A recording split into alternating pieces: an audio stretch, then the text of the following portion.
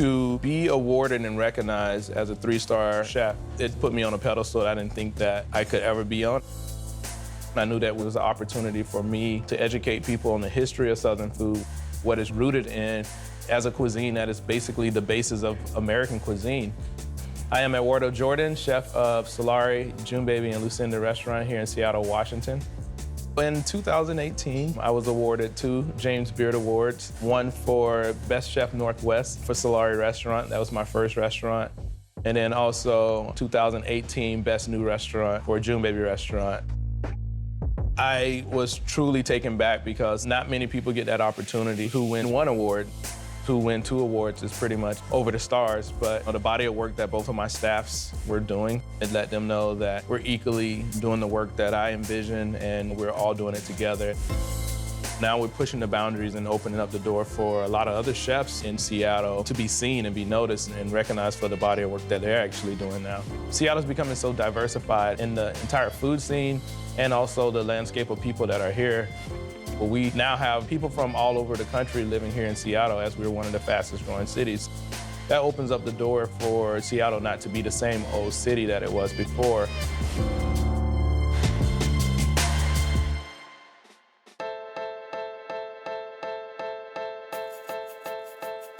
When I moved here to Seattle, I was a young cook still with a big dream. I knew that Seattle was going to be a place for opportunity. It's one of the fastest growing cities. There's a lot of wealth and a lot of technology and a lot of opportunity to actually present what I grew up on at a professional level. When I actually moved here, there was about 5 or 6 well-known chefs that pretty much ran every big restaurant in the city. When I came about, I served as a big entity in the city of diversifying the food that is actually here. I knew I wanted to be rooted here. I knew that I could build a foundation that will set the tone for my future. The neighborhood that I settled in Ravenna, just north of the university, has been extremely supportive. We've been highlighted everywhere, and this has been amazing that we are here as a neighborhood restaurant. My foundation as a cook started in the kitchens of my mom and my grandmother. Southern food is my home. That's what I grew on, and that's all I knew. When I ventured off to go to culinary school, I often cringed that I forgot about the food that I was rooted in. Now I get the opportunity to actually present the foods that actually got me into the kitchen.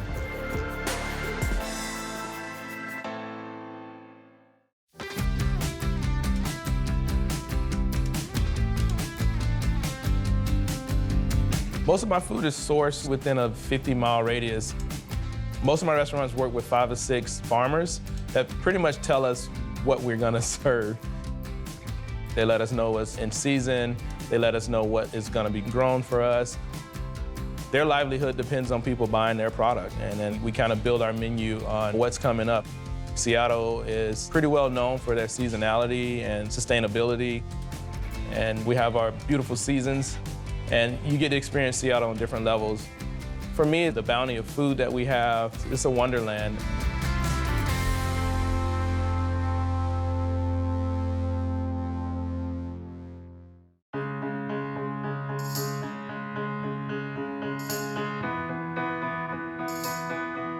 What do you like eating for breakfast? Bacon. Like bacon? Are you gonna cook some bacon for me? Yeah.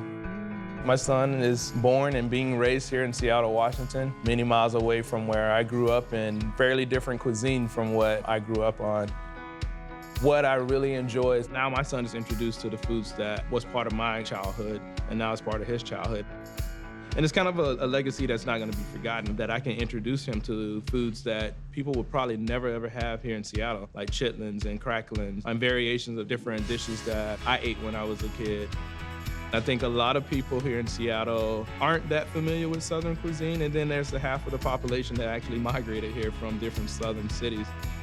They're being reunited with the foods that they remember from their mom and their aunts and their grandmothers. The French toast is good. It looks good. I think Seattle is becoming more open-minded about opening the door for many people to have opportunities here.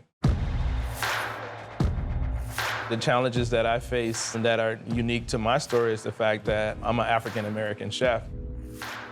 Trying to find the funds to actually open up my first restaurant was pretty daunting. It's like, where do I go and where do I start and who's gonna give me an opportunity? And that's what a lot of people of color kind of face when they're trying to open up or start their own venture. And I got very lucky that the bank that actually supported me was very familiar with the work that I was doing prior to opening my restaurant. They believed in me and they said, I'm gonna give you a chance. And I really believed in Seattle and they actually believed in me. Winning 2 James Beard Awards beyond like 1 James Beard Award is inspiration for a lot of people that are going through the same struggles that I went through as a young cook. I'm very passionate about seeing my team grow and the leadership that they are gaining from me. Watching them now train the next set of leaders that come into my kitchen is building a team that can believe in the dream and the philosophies that I have.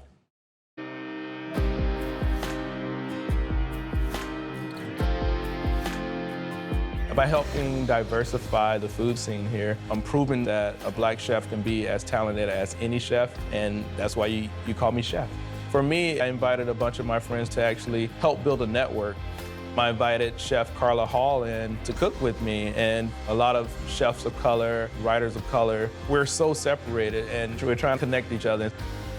Seattle has always been a big tourist city, and now we're attracting so many different people coming over from across the country to experience Seattle for many different reasons, and one of the reasons is for the food.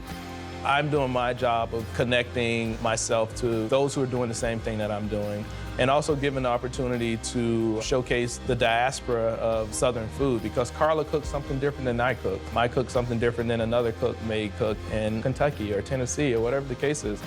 When we talk about Southern food, it's a miseducation, and now I'm educating people of how highbrow Southern food can be and how lowbrow it is also. I'm just proud to be a great chef here in Seattle.